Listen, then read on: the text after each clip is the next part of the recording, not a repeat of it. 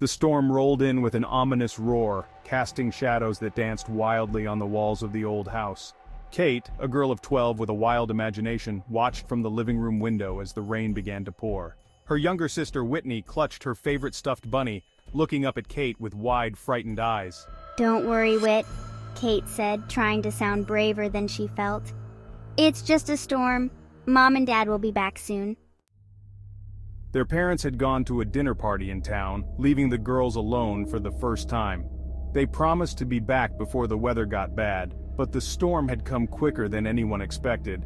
As the thunder cracked and the wind howled, the power flickered and then went out, plunging the house into darkness. Whitney whimpered, and Kate fumbled for the flashlight she had left on the coffee table. She clicked it on, casting a narrow beam of light around the room. "Let's go upstairs," Kate suggested, thinking it might be less scary if they were in their shared bedroom with their familiar things. Whitney nodded, her grip on the bunny tightening. The sisters crept up the creaky staircase, the flashlight flickering with every step. The hallway at the top seemed longer than usual, the darkness swallowing the light just a few feet ahead. They reached their room and shut the door behind them, feeling a small sense of relief. Kate set the flashlight on the nightstand, its beam pointing at the ceiling. They crawled into Kate's bed, huddling together under the blankets. The rain pounded against the windows, and the wind made the old house groan and creak. After a while, Whitney's breathing steadied and Kate thought she had fallen asleep. But then there was a noise, a soft shuffling sound like footsteps coming from the hallway. Kate's heart skipped a beat. "Whitney, did you hear that?" she whispered. Whitney nodded, eyes wide open, the fear evident on her face. Kate grabbed the flashlight, her hand shaking. "Stay here," she instructed, trying to sound confident. She slipped out of bed and tiptoed to the door. She opened it a crack and peered into the hallway. The beam of the flashlight cut through the darkness, revealing the empty corridor.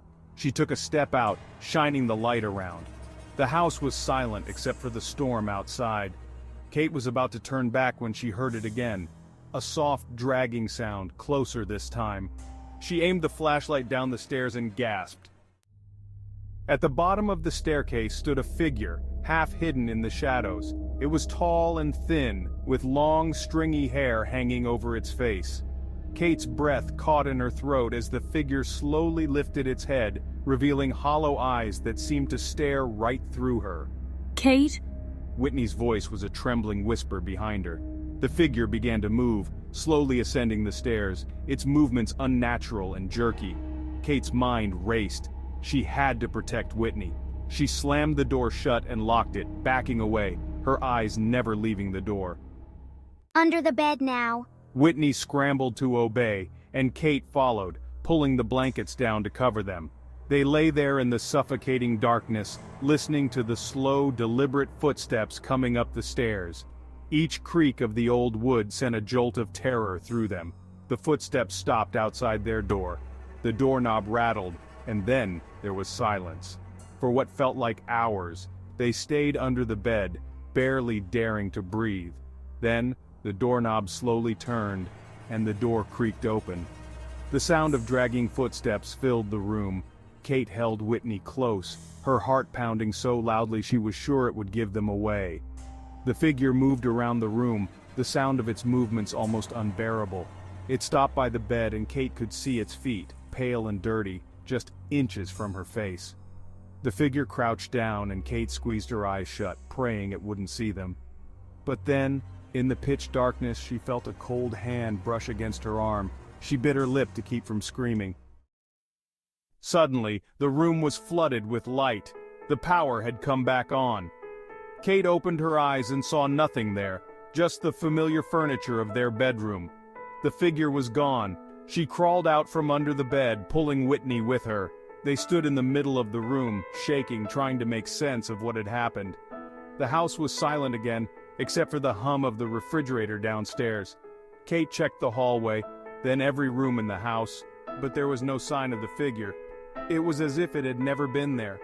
But Kate knew what she had seen, and the memory of those hollow eyes would haunt her forever.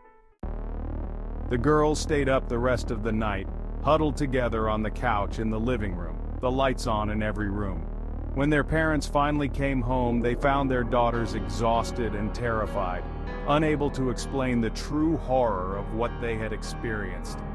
And from that night on, whenever the storm rolled in and the power went out, Kate and Whitney would remember the figure in the shadows, and the sound of dragging footsteps would echo in their minds, a reminder that some nightmares are very real.